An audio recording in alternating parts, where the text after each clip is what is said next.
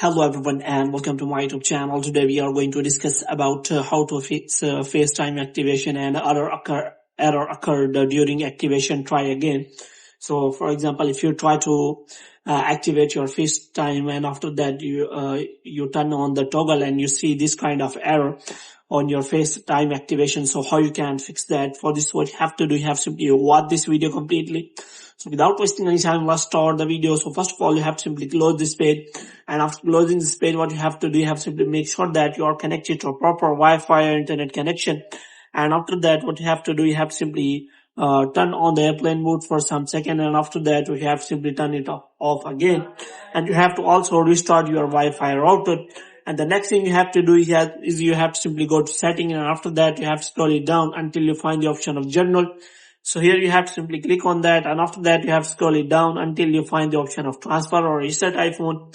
So here you have to simply click on reset, and here you have to simply reset all of your network settings. And after resetting all of your network settings, you have to simply go back, and after that what you have to do, you have to simply click on apps again, and this time what you have to do, you have to try to activate the FaceTime again.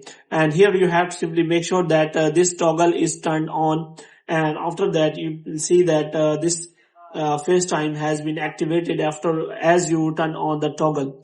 So you have to wait for some time so that your FaceTime activation has been occurred.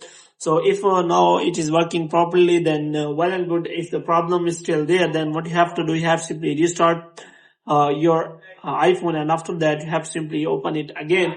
And after that what you have to do, you have to check whether your problem has been solved or not. If the problem is still there, then what you have to do, you have to simply connect to the Apple Store, and after that you have to ask for the solution. If the problem is still there, then what you have to do, you have to wait for the next update of your iOS. So because many error has been fixed by the latest version of iOS. So hope you have liked this video. If you get more videos like this, you can subscribe our channel.